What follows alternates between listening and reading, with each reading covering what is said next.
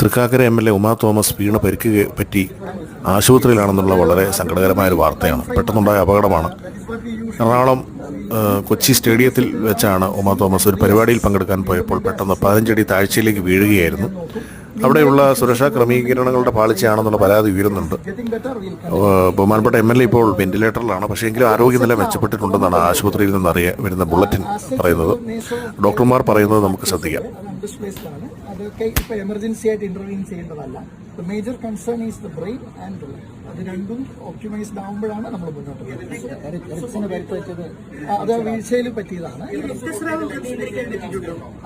Uncontrollable ആയിട്ടുള്ള internal bleeding ഇപ്പൊ കണ്ടിട്ടില്ല. But she's on some medications. It might go out of the wheel have to wait.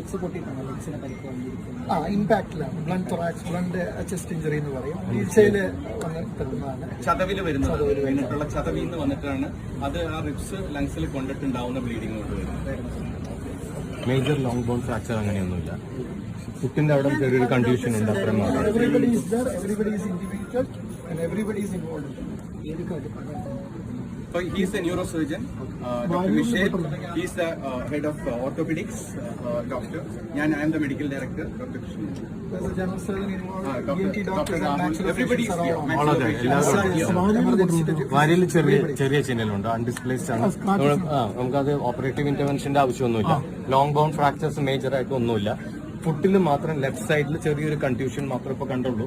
ഇനി എന്തെങ്കിലും ഉണ്ടെങ്കിൽ നമുക്ക് പിന്നീട് ട്രീറ്റ് ചെയ്യാവുന്നതുള്ളൂ. അതൊരു മേജർ വിഷയമല്ല. As of now, there is no emergency surgery ഒന്നും warranted അല്ല. Okay, there is no emergency surgery, but then നമുക്കൊന്ന് സ്റ്റെബിലൈസ് ചെയ്യണം പേഷ്യന്റിനെ സ്റ്റെബിലൈസ് ചെയ്തിട്ട് നമ്മൾ we will watch for nearly 24 hours. 24 hours watch ചെയ്തിട്ട് എന്തെങ്കിലും വേണോ എന്ത് വേണം എന്നുള്ളത് തീരുമാനിക്കും. ഇനി ആ പാടെ വേണമെങ്കിൽ ചെസ്റ്റിൽ ആ ഒരു രക്തം ഇത്തിരി കെട്ടിക്കിടക്കുന്നത് കൊണ്ട് ഒരു ട്യൂബ് ഇട്ടിട്ട് ചിലപ്പോൾ അത് എടുക്കേണ്ടി വരും, ഒരു ഡ്രെയിൻ ഇടേണ്ടി വരും. അത് മാത്രമേ ഉള്ളൂ. വന്നപ്പോൾ ചെറുതായിട്ട് കോൺഷ്യസ് ആയിരുന്നു. അത് കഴിഞ്ഞിട്ടാണ് അത് പിന്നെ നമ്മൾ വെന്റിലേറ്റ് ചെയ്യും. പിന്നെ തിയേറ്ററിൽ കൊണ്ടുപോയിട്ട് ചെയ്യും. വൂണ്ടിൽ സ്കാൽപ്പ് കുറച്ച് ലാസറേറ്റഡ് വൂണ്ടായതുകൊണ്ട് തിയേറ്ററിൽ പോയി നന്നായിട്ട് ക്ലീൻ ചെയ്തിട്ട് സൂച്ചർ ചെയ്യും. സ്കാൽപ്പ് ഇഞ്ചറി എന്ന് മാത്രമേ ഉള്ളൂ അൺകൺട്രോളബിൾ ആയിട്ടുള്ള. അത് നമ്മൾ തിയേറ്ററിൽ